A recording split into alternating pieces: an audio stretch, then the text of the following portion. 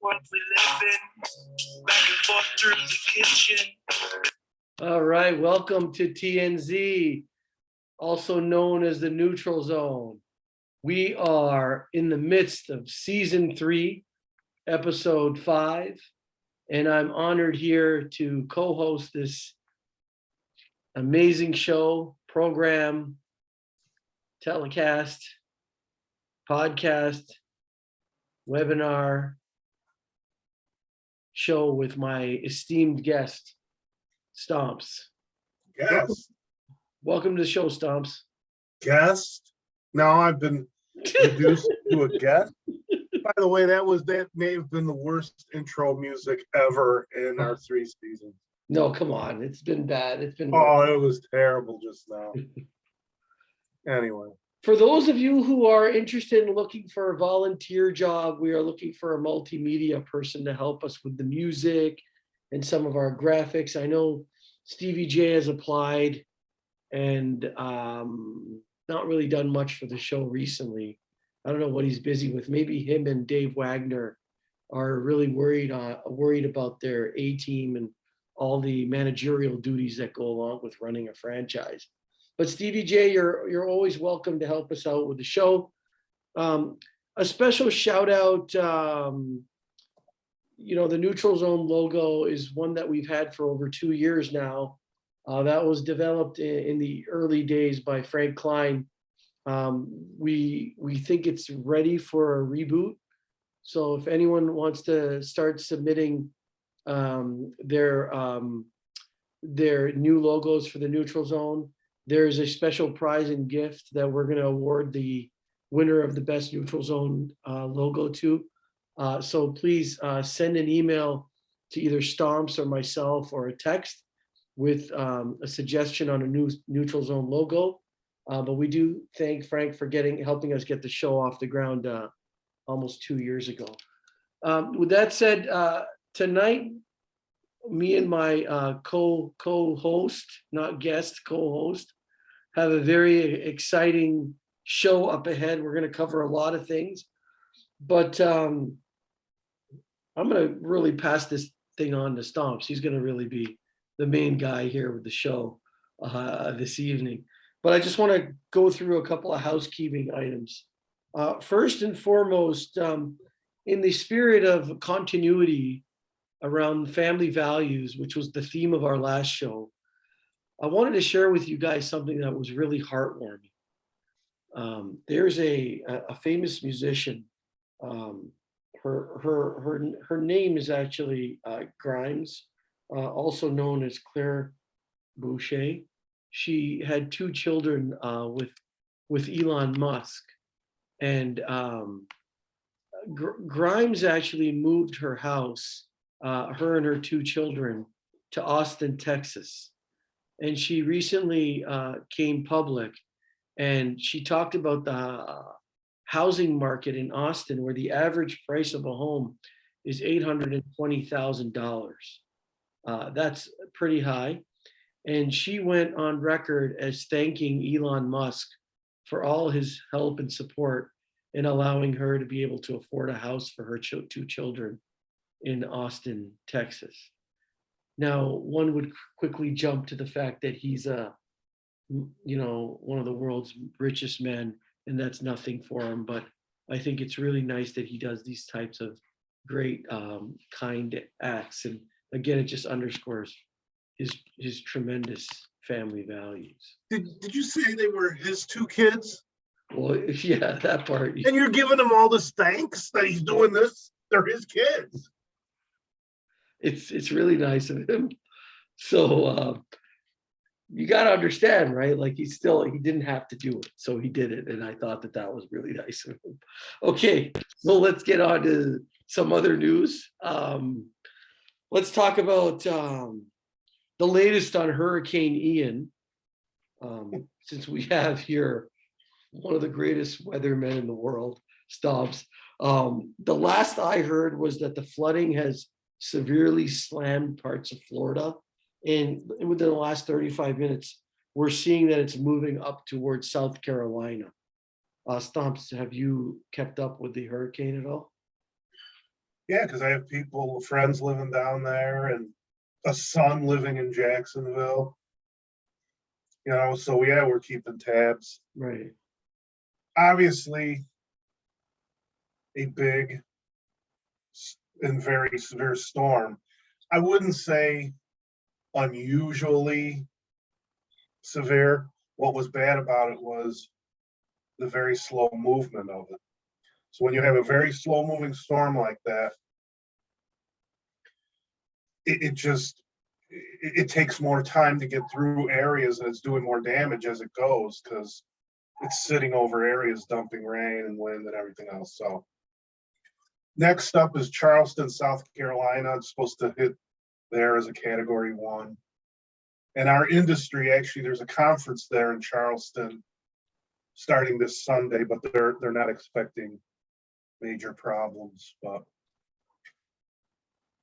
yep. Well, to all our viewers in Florida, we wish you safety. And as you know, we all have family and friends in Florida. Stomps, yesterday was International Sons Day. And I think the day before or a few days before was International Daughters Day. So to all those people that have sons and daughters, happy International Daughters Day, happy International Sons Day. Seems like there's a special occasion for everything these days. So we're celebrating everybody every single day. So if we forgot anyone or any celebration, please write in the comments section. I want to know how many viewers we've lost with this opening to the show. That's what I want to know. We haven't lost any viewers. However, this is a great opportunity as you're tuned in to season 3, episode 5 of the Neutral Zone to ask you to please like and subscribe. And a special shout out to our good friend, Chris Frederick, who is always willing to lend a helping hand. Yesterday we did our first short video with Billy Jocks. I know the volume was a problem. We'll have that resolved in the coming weeks. So Billy Jocks was a milestone short episode for us last night as he talked a little bit about the opening Wednesday night league. Speaking of the Wednesday night league, I'm just going to quickly recap the 2 scores in yesterday's preseason game. So in the 7:35 game, Dynamo faced the likes of the A team, and both teams had pretty full rosters. The A team started out a little short. They had a couple of guys that were a little late, but they ended up making it. So I don't know if they were aware of the schedule or if they were tardy due to their own disorganized nature.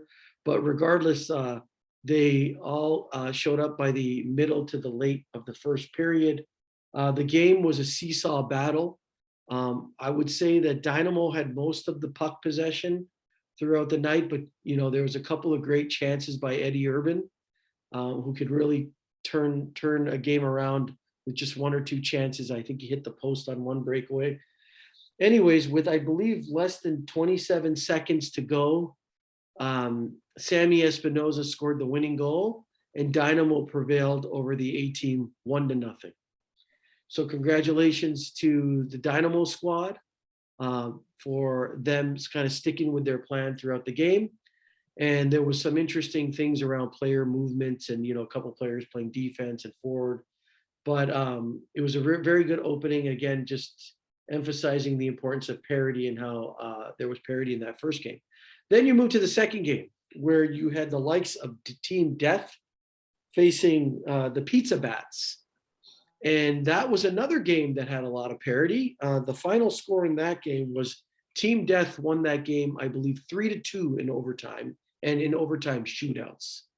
So a couple of nice snipes. I was talking to Bobby Dickinson, who is the goaltender for Pizza Bats, and he had said that the shots that he had faced in the shootouts were perfect hard shots and very difficult to make the save on. So Bobby D had some really good reasons as to why he couldn't make those saves. Just to note, we always keep up with the injury report. One prominent injury that was endured last night was the likes of one of the captains of the Pizza Bats, which is Mike Scalzitti, who suffered a lower body injury. I believe it might have been in the first or second period. We wish him a speedy recovery back to the game. The league needs him at Palatine as well as at Woodridge, and his leadership was still there last night as he stayed for the whole game. He did take one of the shootout goals, and he was, you could tell he was noticeably in pain. So we wish him the best in his recovery. Now I'm going to pass it over to you, Stomps, to talk about two very important topics. You choose which one you want to go with first, the opening night of Carroll Stream on the Tuesday Night League, or the big topic for this evening is the Monday night playoff preview that you're going to talk about, and I'll probably just interject here and there.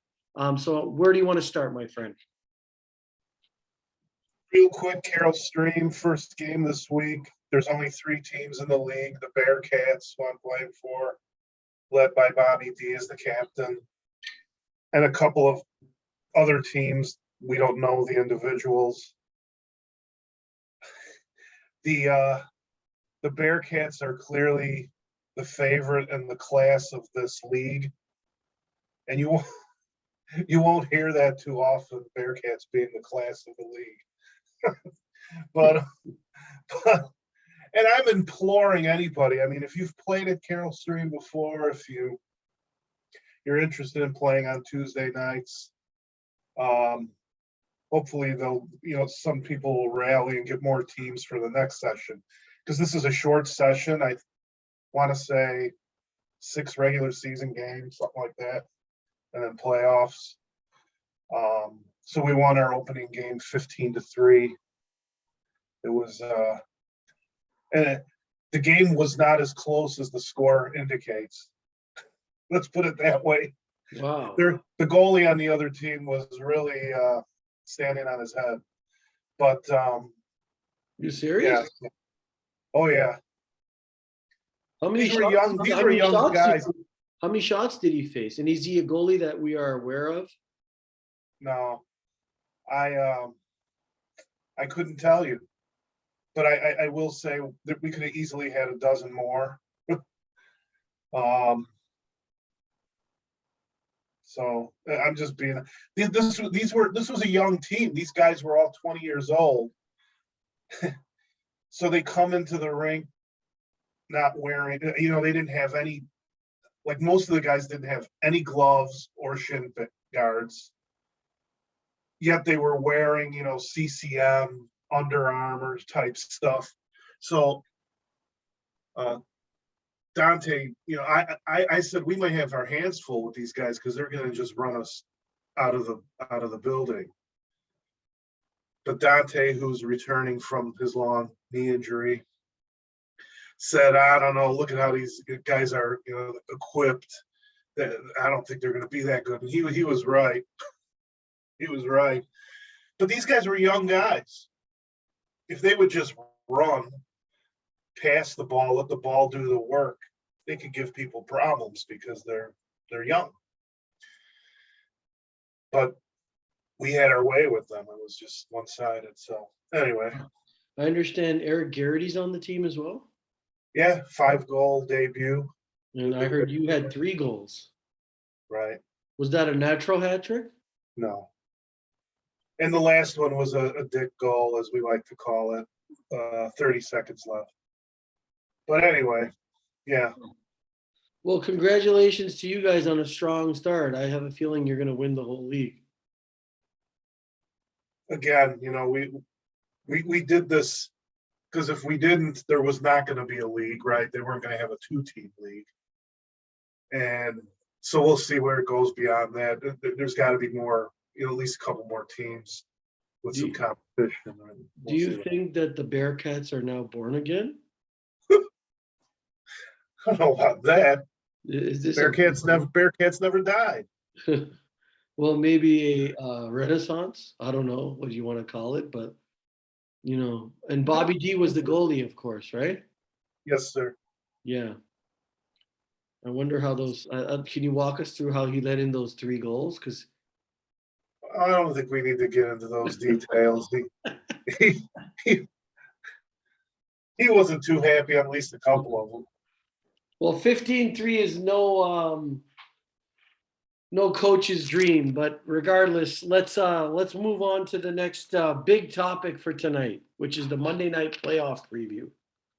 Yeah, so this preview now, full disclosure, a big chunk of this preview I'm about to go through comes courtesy of Dan Bruner. He sent us what I thought was a pretty fair and well thought out analysis of the playoffs. So I'll sprinkle in some of my own comments, but I want everyone to know these are Dan Bruner's comments, okay? Yeah, and before we even start off, shifting all the responsibility to Dan Bruner, I would like to thank Dan Bruner actually, because he did, like you said, put a lot of thought in this, and he committed to doing this right after the Monday night loss that the Toros endured.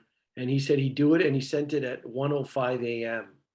On Tuesday morning. So somebody was awake late thinking about hockey. So let's go through it, Stomps. Okay, so game one, you have Gentlemen's Club versus Team Black. So per Danny, GC finished as a strong 4 seed. Black leapfrogged to the 5 seed with a win over Team Blue, or AKA the Toros. GC won the season series 2-0. This game is also first on the schedule, so the GC squad should have a full roster and not be tired after playing back-to-back games, which I think is a really good point. Dan says, I do think Black is improving and Rocco can always steal a game.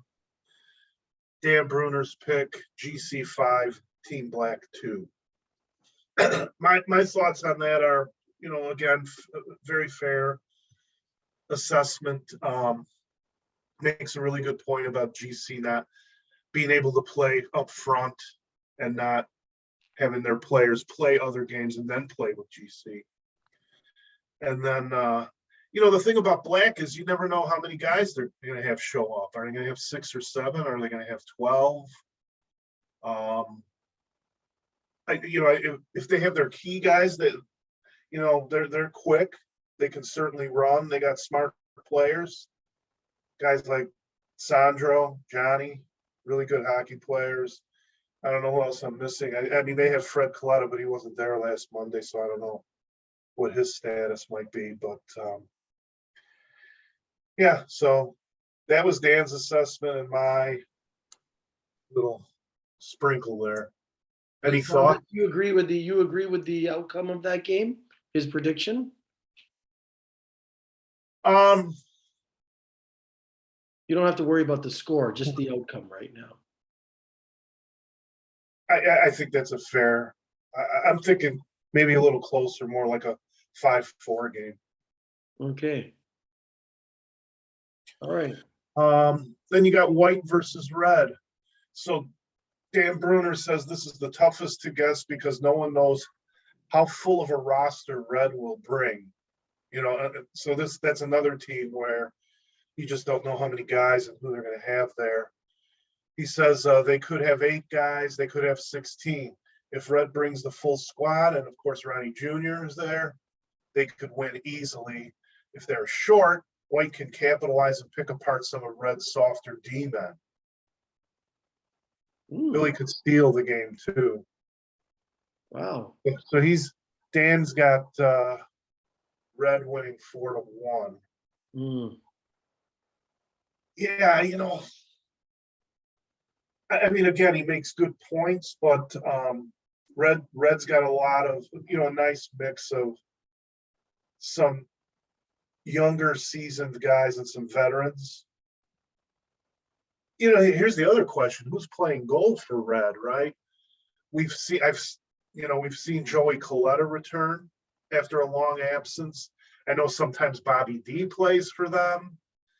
They've had Adam in goal, so I don't know who their goalie is, to be honest with you. I think Wagner's played for them, so they haven't had stability or like one goalie playing all their games. So that'll be interesting. White again, you got Billy. You can't ever take anything away from him. He can win a game on his own. And they got, a solid squad too. Guys like Adesh. And the rest of them, Latham, and trying to think of some of the other guys. I'm sorry, I'm not blanking out a little bit here, but Well, the comment that kind of interested me was the one about the Reds defenseman. And there was an exchange on Monday, and I don't know if you're aware of this. Billy Little Jr. had a little run-in with Ron Coletta Sr. And Bill Galanis took matters into his own hands. Do you know anything about that? And what was the outcome of that? I heard there might have been a suspension. I haven't heard that. I was there, but I was on the west side, but all the way down towards the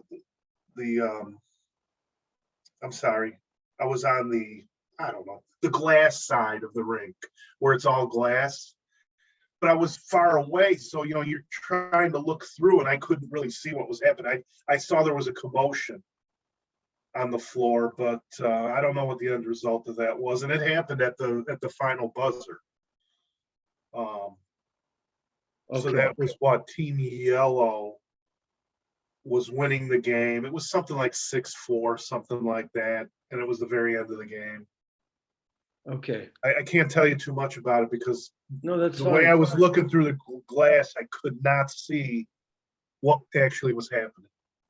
Okay. Well, I understand, and our job here at the neutral zone is not to take sides, and we might throw in an opinion here and there, but we're just reporting the facts. So we understood that there was an interaction there, and nobody got seriously injured, and Ron Senior back in the league, we hope that he continues to come and show up and is not injured. It sounds like nobody sustained any serious injuries. So you're gonna go. So Dan Bruner picked Red winning that game, even though he said this is a tough one. Sorry. 4-1. He picked Red. Even though he picked this one as a tough one, he still had a pretty decent margin, a 3-goal margin. I would agree Billy Jacques could steal any game.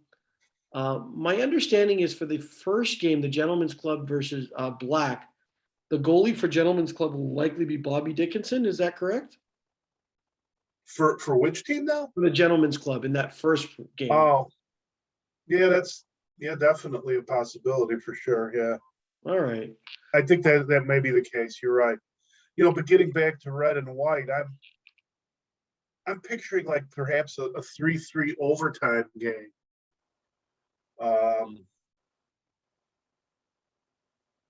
Again, it's so hard to predict because I don't know who Red's goaltender will be. Got it. And I mean, I think most goaltenders that they use are fine. I mean, they're good goalies, but I think this one might go into extra time possibly before a winner is decided. I think this last one that you're going to walk us through, Toros versus Green, is the most intriguing of them all. So why don't you give us the spin that Dan Bruner shared with you? So this is Team Blue versus Team Green. So basically the Toros against the Southsiders, if you will.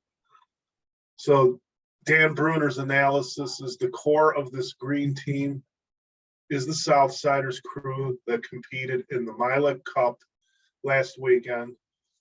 And we should mention that I think they lost a play-in game. They were trying to get to the quarterfinals of that tournament, and they lost, I think, on a late goal, like with 6 seconds left or something like that.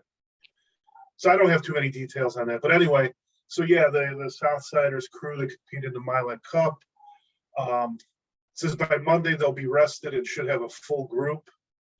Team Blue went 1-10-1 in this session. And on paper, this looks like a huge mismatch.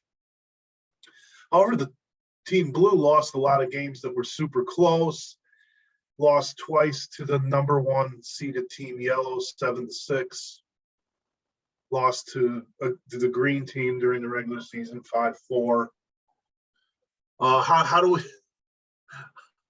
we want to broach the rest of this, my friend? Listen, just to going back to a couple of the commentary here. Again, these are the opinions shared to us by the likes of Daniel Bruner, Right. who knows the game very well. He talks about the 1-10-1 record. And I do think that he does caveat that, saying that, they did lose a lot of close games by 1 goal. To me, the way I look at it is championship teams usually go really deep in the playoffs for 2 or 3 main reasons. One of them is good defense. I think the core of the Toros has some really solid defense. So if their defense starts to play the way that they're capable of, I think they can be really successful. And the other one is a word that you're very familiar with, which is chemistry. And the reason I bring up chemistry is because when you lose games that close, there is something that's lacking in terms of closing out games. And I know the leader of the Toros believes there's a lot of chemistry there, but it's always important to sort of self-evaluate and see if that's the chemistry you want. Losing big games, that by 1 goal, it could happen once or twice, but happening this many times in the season, it's something to really take a deep look at. So I don't have any additional comments on that. I do know that there was some games in which there was shared goaltending throughout the season between, I think, Bobby D and Dave Schmiel. So, you also always got to find who your number 1 guy is and kind of roll with the hot hand. And that's more important in the NHL, of course. But I do think goalies make a huge, they play a big role in setting the tone of a game. So I'll just kind of leave it at that. Well, I mean, I think Dan's point is, if we get some good goaltending, we could be in the game, which that's for everybody, right? That's not just Team Blue. I played on Team Blue, and it was a frustrating session, but we saw some bright spots, especially I think we played a lot better, let's say the last 3 or 4 games. A lot of that is Big Ron from Palatine Rondon coming to the team, and I think he's made a very positive difference. It's been one of those things where it seems like we could never get our true full squad out there for a game. There's always some key person missing, whether it's Bruner, whether it's Keith, whoever, Sean Dennison. I think, if we can get our full team out there, we'll see what happens. So Dan goes on to pick the green team 5-0 over Team Blue. So